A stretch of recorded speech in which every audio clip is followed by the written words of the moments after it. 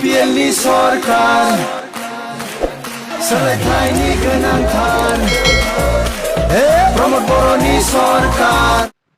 खुलुमबाय रायजोफोर, good morning to all.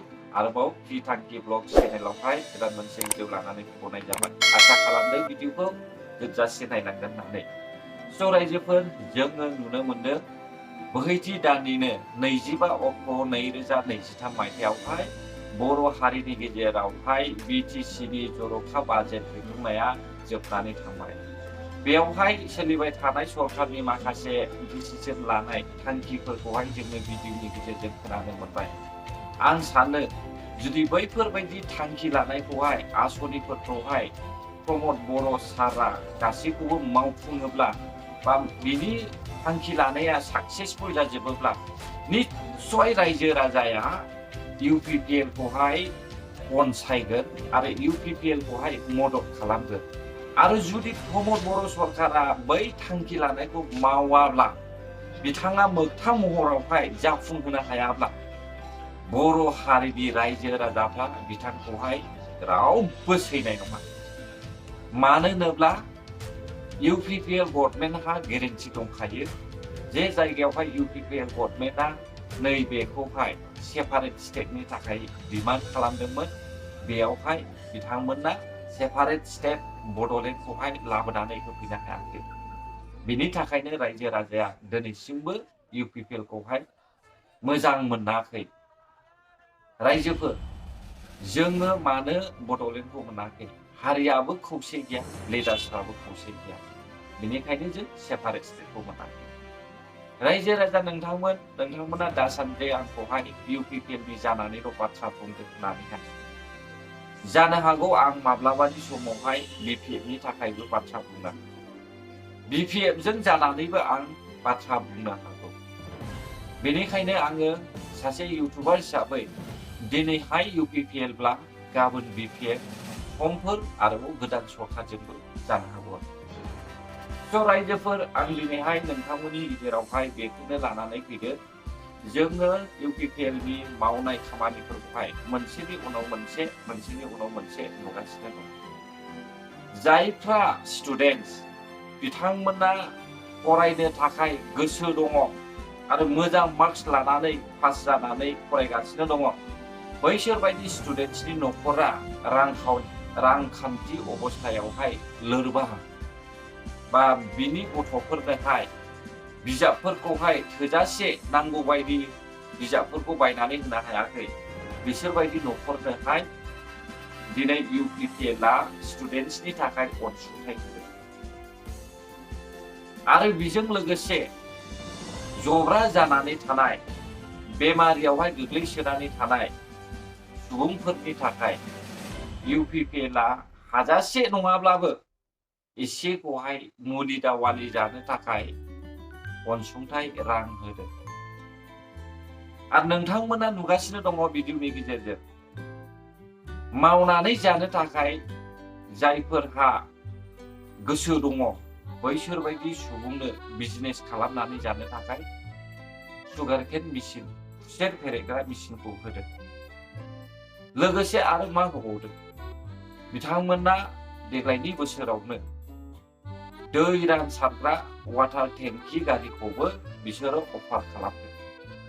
अब्ला रायजोफोर, बिथांमोननि बे होनाय जेसेबांनाखि अनसुंथाइ, बेयावहाय नोंथांमोननि थाखाय माबा गेरेन्टि नुदों नामा? बिसोरो खामानियाव बाहायजाथावै बुस्थुखौहाय अफार खालामदों नामा? आंनि नुनायावथ' बिथांमोननि होनाया मोनफ्रोमबो मोजांनि बाथ्रा। बिसोरो मोनफ्रोमखौबो खामानिनि थाखायसो मावदों। स' रायजोफोर, आं दिनैहाय बेखौनो बुंनो सानो, जेब्लानाखि BPF सालायदोंमोन 17 बोसोरसिमावहाय नोंथांमोना सोरनोबा अनसुंथाइ होनाय नुदों नामा?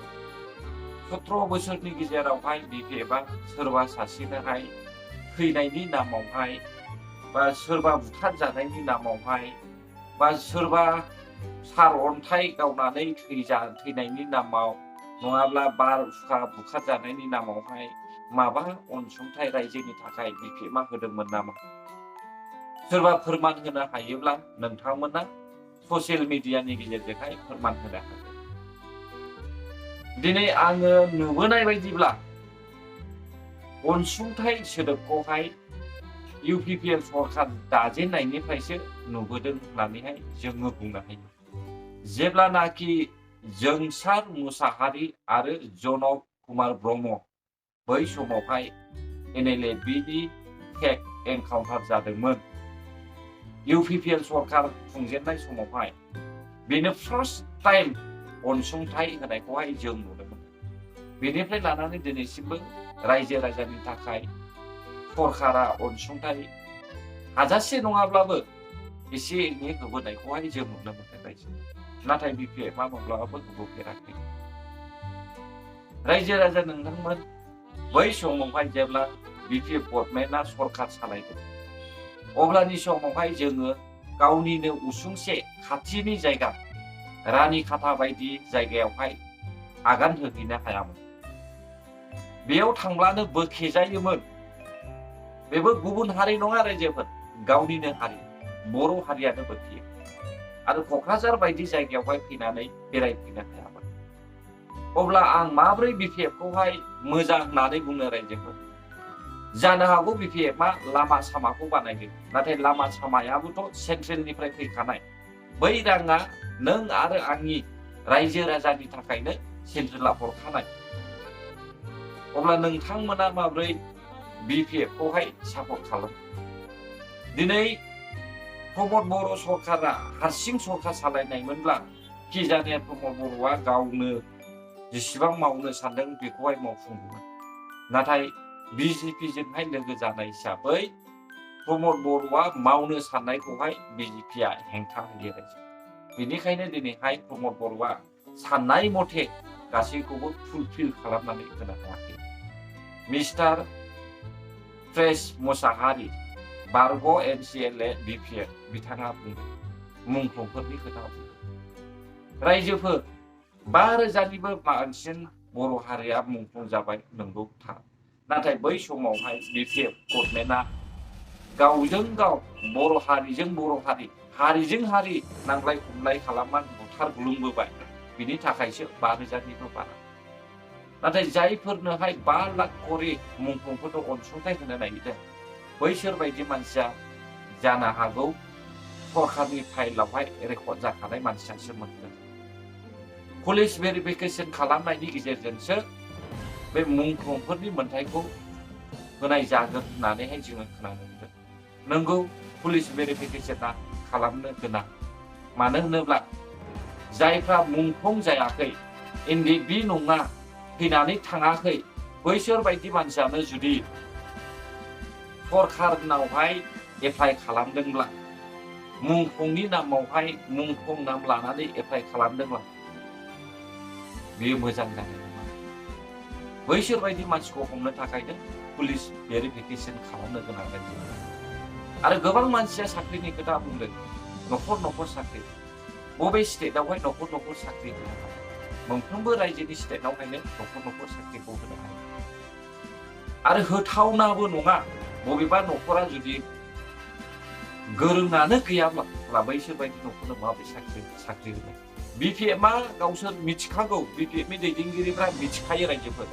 थेवबो बिसोरो इउपिपिएलखौ बदनाम होनो थाखाय बर' हारिनि रायजो राजाफोरखौहाय मेगन खाथेनानैहाय बिसोरो बाथ्रा बुङो। नोंसोरो नायलांबाय था सोर सरकारा माबायदि मावलाङो, जोङो मेगनजोंनो नुलांबाय थागोन। रायजोफोर आङो गोबां बाथ्रा बुंबाय। आंनि बुंनायावहाय गोबांथार गोरोन्थि जाबायब्ला आंखौ गावनिनो बर' फिसा होननानैहाय अननानै निमाहा होगोन होननानै आं आसा खालामो। आरो जायफ्रा आंनि भिडिअखौ जोबजासे नायबाय बिथांमोनखौ आंनि गोसो गोरबोजों अननाय आरो खुलुमनाय बावहरनानै बे भिडिअखौ बेयावनो फोजोबनाय जाबाय। गोजोन्थों भिडिअखौ नायनायनि थाखाय। बर' हारि जै जाथों, जै बर' हारि।